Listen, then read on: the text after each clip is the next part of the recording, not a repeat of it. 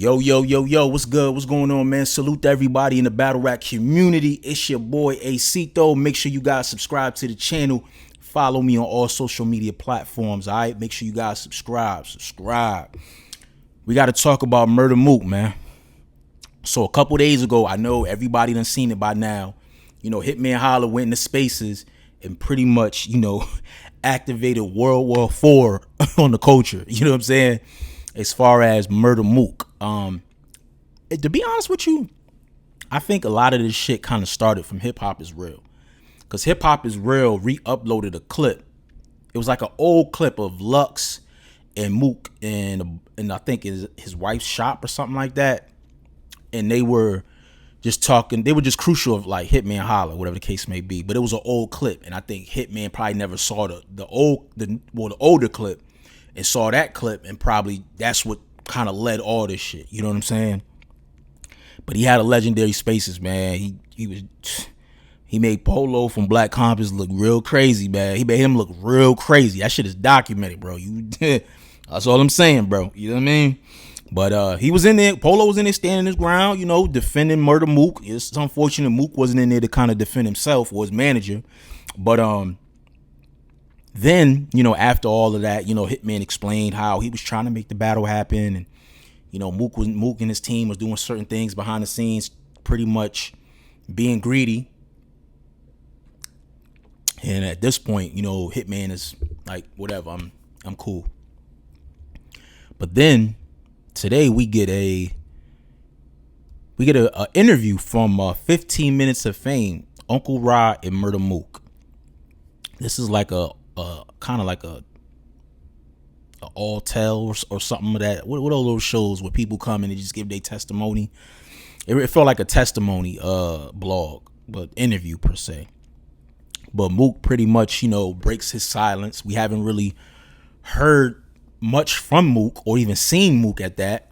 I did see Mook posted with K-Shine in Harlem.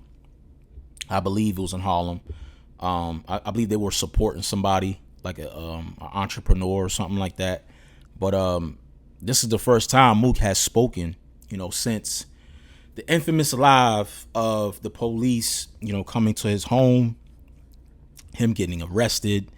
We saw footage of his home. Looked like the police either searched or, I don't know, it was clothes. It was shit all over the place. A lot of people were going in on Mook about that. You talking 50,000, 100,000. Why does your crib look like this? Whatever the case may be. But this was a very telling conversation right here between Uncle Ra and Murda Mook. Murda Mook, and pretty much, he just was like, yo, I've been humbled. You know what I'm saying? I was dealing with alcohol addiction. I don't know if it was drug addiction, but he said he was really suffering from addiction. Alcohol, at the time when that video took place, he said he was drunk and he was high out of his mind. And I believe him and his wife were going through an argument or whatever the case may be. And it led to his daughter stepping in, trying to pretty much, diffuse the situation or break it up. And in the midst of that, I believe she got scratched by a mistake, by accident. And, because of that, maybe the noise level, the police were called to the unit. Now, Murda Mook made it clear that his wife was not the one that called the cops, because a lot of people were saying that his wife called the cops and things of that nature. Why would you call the cops, knowing how the police are, with minorities and things of that nature? But he said that she did not call the police. The police were, called by somebody. A prior disturbance, probably thought a domestic or something of that nature was going on in the apartment. But they were called. And, the daughter was, frightened, shooken up just from the fact of the police and, the mom and dad and things of that nature. And Mook wasn't really in a state of mind to really diffuse the situation. He kind of, in my personal opinion, I feel like he kind of egged it on. He kind of egged the police on. Now, he said that prior to him going live, a lot of things took place before he went live. I guess the police were doing some weird things. And I guess it made him feel real uncomfortable to the point he thought he was going to get killed in his apartment.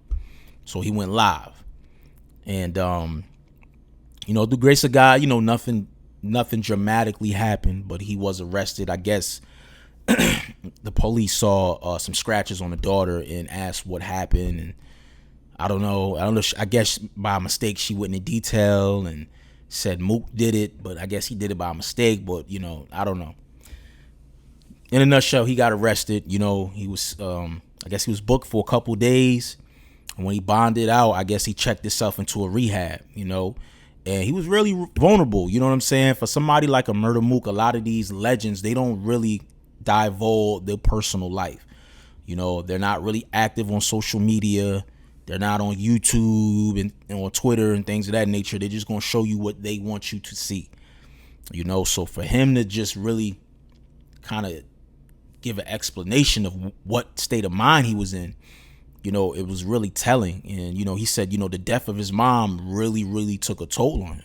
And he said at the time when his mom passed away, she passed away when they didn't have such a great relationship, from what I remember. And I think that was really, really, kind of hurting him, He loved his mom, you know what I'm saying? I don't wish that on anyone, to bury, a loved one, a parent, a child, or anything of that nature.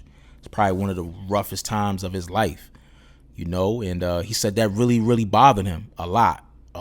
And he said he burnt a lot of relationships. He burnt a lot of bridges just because he wasn't in the right state of mind.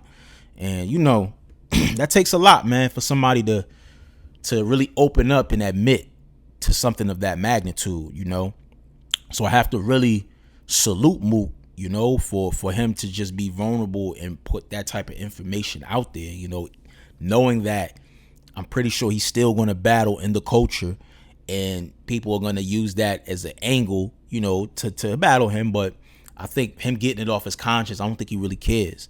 And I think, too, at some point, somebody would have got that information that he checked himself into a rehab, and they could have flipped that any type of way. So the fact that he's kind of getting ahead of it, I think will make it a lot better. If someone were to use that type of material in a battle, it wouldn't be that detrimental, But, I'm glad to see, what I mean? Hopefully he's in some type of therapy. He's getting some type of help. Never want to see, people, that we know within the culture, go through certain things like that, but mental health is real, bro. Addiction is real. You know what I'm saying? And I think for him coming forward and being open about, what he's going through, that's probably going to open doors for other people, you know what I'm saying, that probably afraid of being, looked at a certain way or whatever the case may be. I think this will definitely help a lot of people. And I also think this will help with Mook's, perception, with the fans and the culture and things of that nature. You look over through the years, Mook done did a lot of weird stuff, bro. From the Yes Jules stuff to the Briz situation, and it's a lot, bro. A lot. The whole Drake, how that whole thing panned out, it's a lot of things that kind of took place.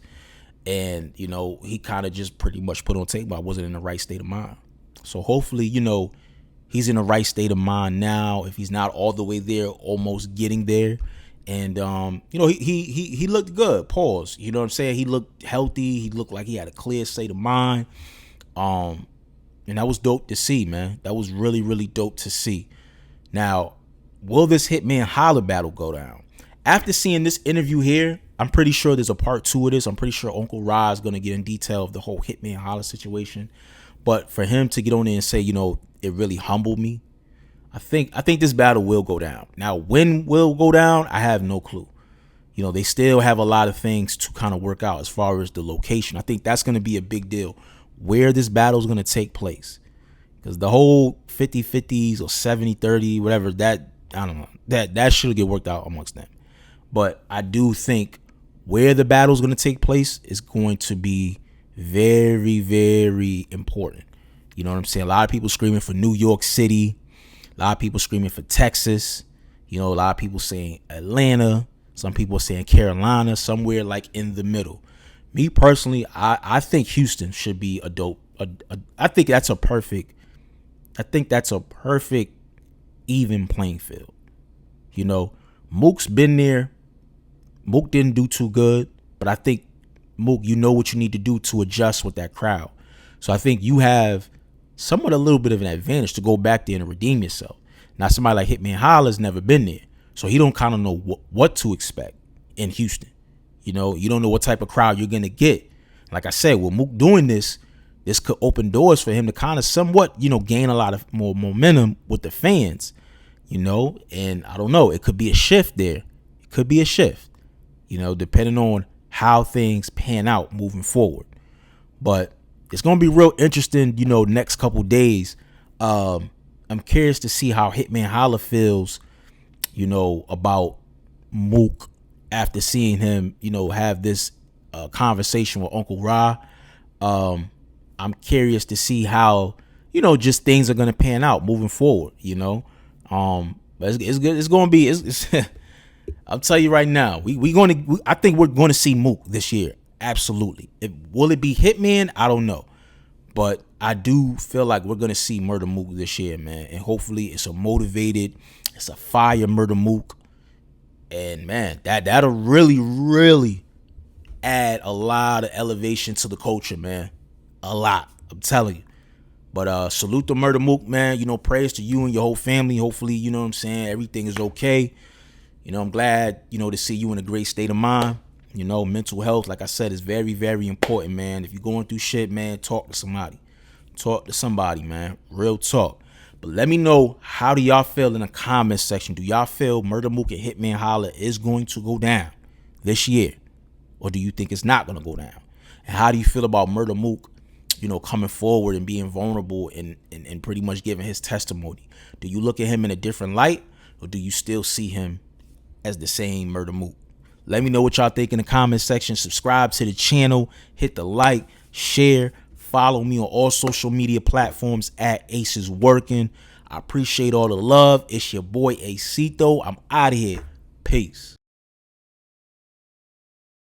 Shout out my nigga Ace, man. One of the lifelines of this culture, man. As a battle rapper, we look forward to these reviews, gangster. What up, though? It's Calico, Landslide, fucking with Dedication TV. Subscribe to the network. Rusa, don't forget the extra 8, man. Shout out to the Brody, man. Shout out to Dedication TV. Shout out my nigga Ace, man. Me being from New Orleans, I'm a super Lil Wayne fan, so I could appreciate anything dealing with the dedication.